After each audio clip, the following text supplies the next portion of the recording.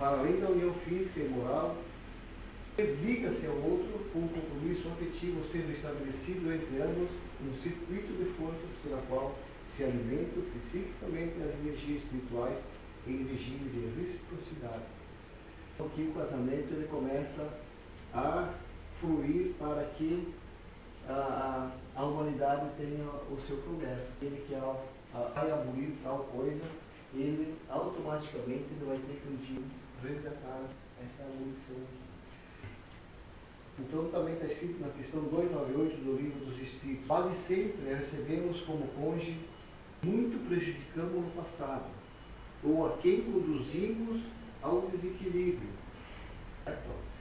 Há quem fuja da responsabilidade do matrimônio para evitar problemas ou sofrimentos inerentes aos compromissos previamente assumidos lá no plano espiritual.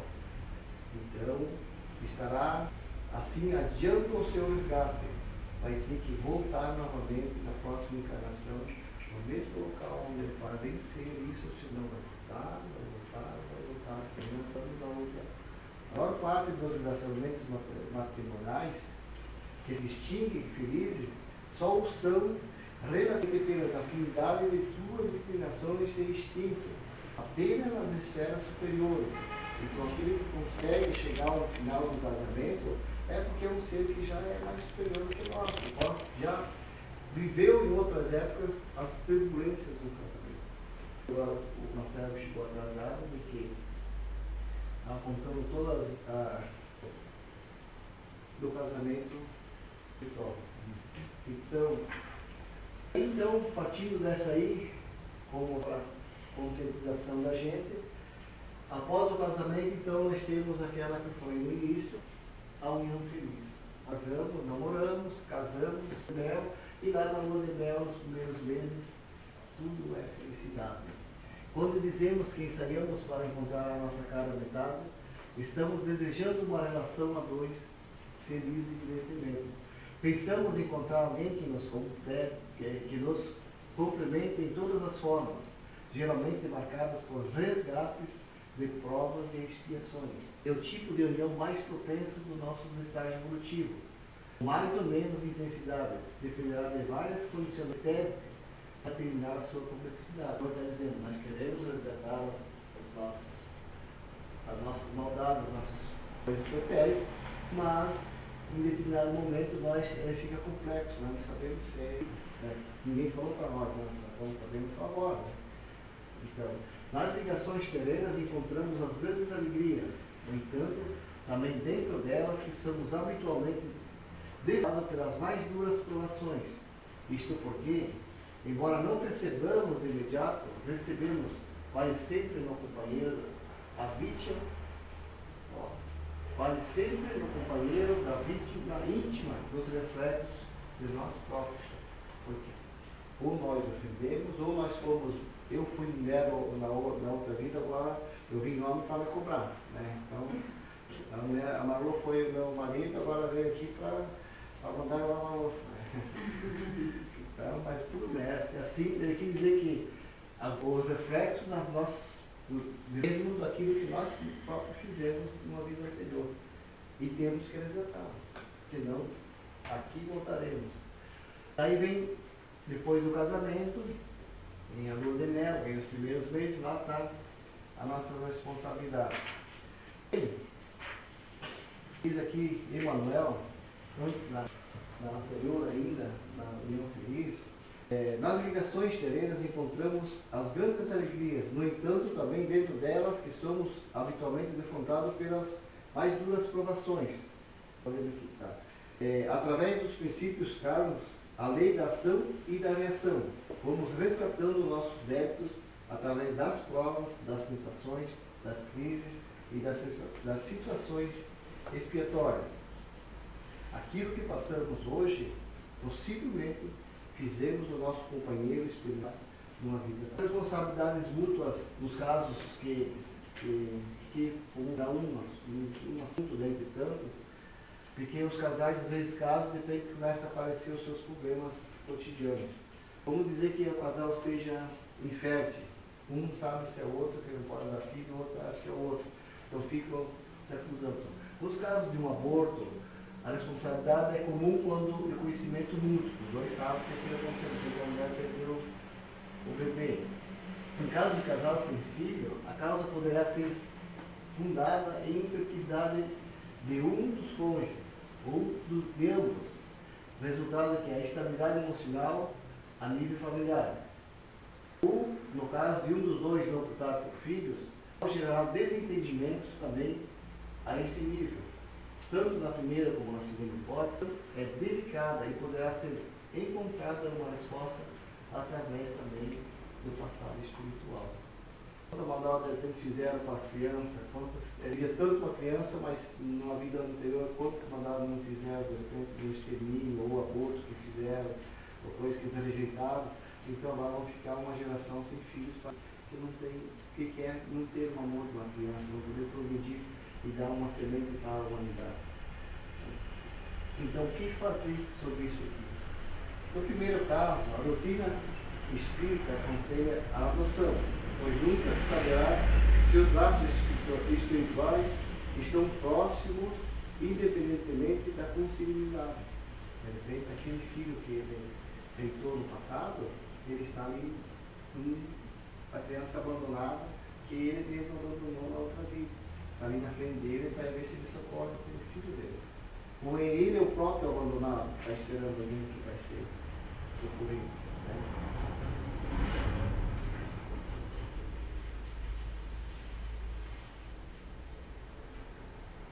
O respeito e a cooperação em casa, dos afazeres domésticos também, que serão uma responsabilidades mútuas que o casal deve ter.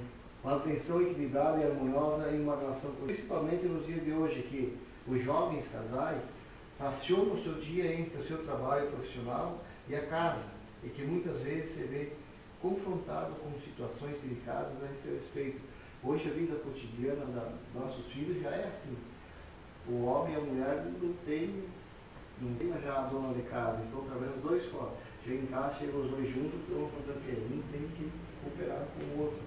A informação por parte dos pais também, por melhor que seja, nem sempre se ajusta às necessidades atuais, visto que as gerações vão modificando a sua expectativa. Então a cooperação de pequenas coisas deve ser constante na vida dos dois, principalmente hoje na mulher. Então o que acontece quando acontece isso? Nós temos que ter então o quê? O diálogo então começa a surgir na família para os acertos e os ajustes de uma vida familiar. Ou, apesar desse diálogo, ele pode se tornar em discussão e se tornar uma desavença maior. Então o diálogo no casamento, através do diálogo e de bom senso, o casal passa a conversar, acerta e mutuamente procura um consenso. A primeira condição para o sucesso do diálogo está ter ouvir. Muitas vezes um não quer ouvir o outro. Um chega a ninguém sabe que o outro quer, ninguém escuta o outro. A falta de paciência de um dos cônjuges em ouvir o outro contribui para que haja mágoa, decepção, influindo negativamente no próprio relacionamento do casal. Então isso é verdade porque eu acho que as pessoas que são casadas sabem que às vezes por motivos profissionais ou próprio por estudo ou coisa parecida, a gente profere algumas discussões assim que não querem saber de ouvir naquela hora e depois a gente fica com aquele peso de consciência de não ter dialogado com a pessoa que está junto contigo. Então, o que fazer numa situação dessa? De acordo com o Espiritismo, o diálogo é edificante, a discussão é desestabilizadora. Quando a esposa reserve sempre tempo para conversar, seja de noite, seja fim de semana, ou seja qualquer hora do dia, quando alguém vem conversar contigo, tem que ser ouvido. É preciso não permitir que o diálogo torne-se cada vez mais raro. E o casal deve sempre saber. Mas assim, uma vez se conversar todo minuto, de repente se conversa todo dia, de repente conversa uma vez por semana, de repente uma vez por mês, de repente você conversa mais. Então, na convivência conjugal, nenhum deve deixar de prevalecer a sua vontade, mas de forma impositiva, e nem deixar que o outro se anule para atender às suas exigências egoístas. Cada um tem a sua personalidade e consciência, e preciso e devem ser respeitadas. Nenhum deve cercear a liberdade do outro, desde que essa liberdade não corrompa o respeito e responsabilidade mútua. Não. Infelizmente, ainda possuímos o desejo de limar as imperfeições e defeitos do outro, esquecendo dos nossos defeitos. Os nossos critérios, os modelos mentais, devemos aceitar as diferenças com carinho, respeito, então, e com dignidade. Isso, cansado de saber, mas nunca fazemos. E depois, então, os nossos diálogos começam a ficar mais distantes, temos então as diferenças entre os cônjuges. Não esperemos que o nosso cônjuge não tenha defeito. Né? Quando a gente casa, ninguém vê os defeitos do outro. Eu caso só quando o marido deixa a cueca embaixo do vaso, não recolhe, deixa atrás da cama. De 3 anos de convivência, então, por acaso começa os problemas. Isso aí. Então todos temos, né? Bastará algum tempo de convivência para darmos conta dos defeitos dele e ele dos nossos. Então a aceitação será sempre o melhor caminho. Mas às vezes o cara não obedece, um não obedece o outro, vai crescendo essa angústia, essa agonia aí que ninguém aceita. Sem dúvida, o cônjuge poderá ajudar o outro a combater as suas más indicações, mas essa ajuda terá que ser dada com muito cuidado, de forma amiga, respeitosa. Infelizmente, constatamos que muito mais as atitudes constrangedoras quando em vez de pedir, fica xingando. Então, muito em casais.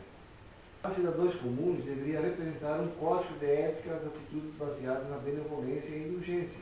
Para nós, existir um código de ética moral representa uma atitude cristã. Outro hábito anticristão é utilizar expressões depreciativas um para com o outro, mostrando os defeitos. Então, é complicado a vida de casal. Alterações, aí depois que nós temos essas diferenças, aparecem as alterações do nosso casamento. No princípio, como eu falei, tudo é um sonho, é lua de mel, é aquela felicidade. Depois, o cotidiano se encarrega de mudar nosso olhar para as experiências, tirando o véu das nossas ilusões. Aí caiu a lua de mel, não existe mais. Né? Mas, em uma esmagadora maioria, em muitos casos, a afeição perdura e amadurece. Mas poucos casais, eu acho que conseguem usar, em muitos casos, a afeição perdura e amadurece. Mas em uma esmagadora maioria, a união se desencanta e aí verificamos se os cônjuges estão unidos verdadeiramente em espírito. E começa a alacar a coisa. E nós começamos a ajustar as nossas faltas. Será que nós vamos cumprir o nosso dever agora que a coisa começou a apertar? Agora caiu a felicidade. Daí então aparece o ciúme. A união conjugal deve ser apoiada na confiança mútua, conquistada e não imposta. Então, o que tem que acontecer nesse sentido? Temos que ter daí a confiança. Na confiança tem motivos que abalam, pequenas mentiras, muitas vezes mentiras que foram ditas lá na época da felicidade, né? Acho que está todo mundo feliz. E aí, com a convivência, elas vão aparecer aí. Então, o casal, tu me mentiu quando tu era solteira, tu disse que era aqui, agora tu é isso. Então, um começa a ferir o outro. Né?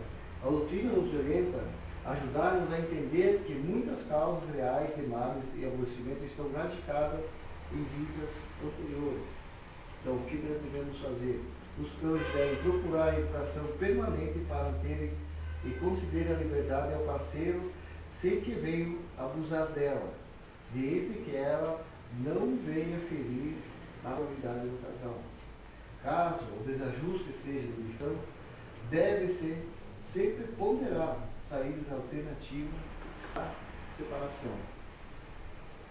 Então, aí já começa então a crise se instalar definitivamente no casal.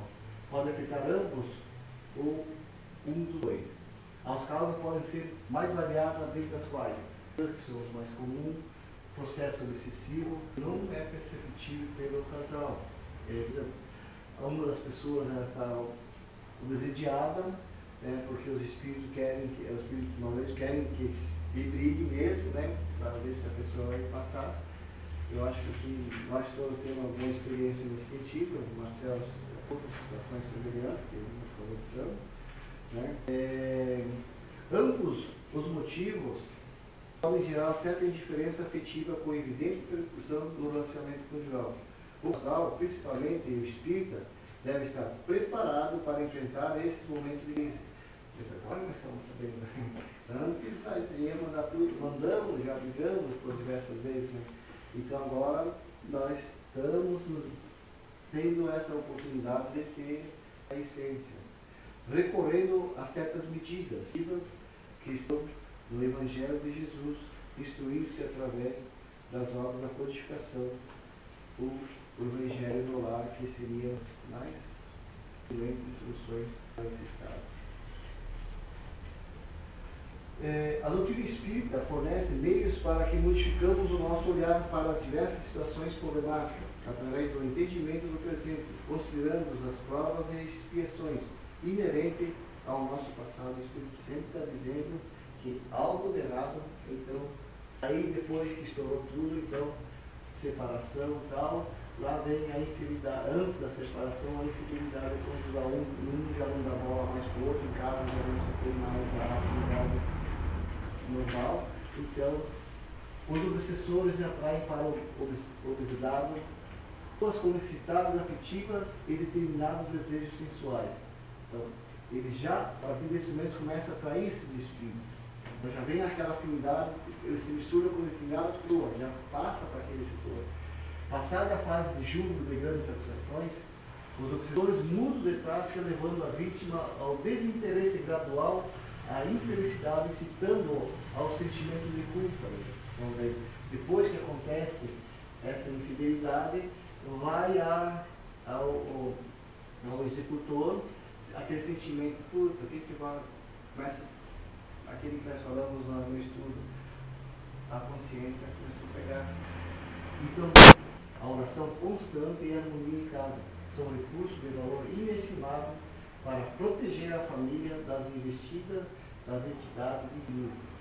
Portanto, vigiai e orai para nunca. Então, aí chegando ponto, o que acontece?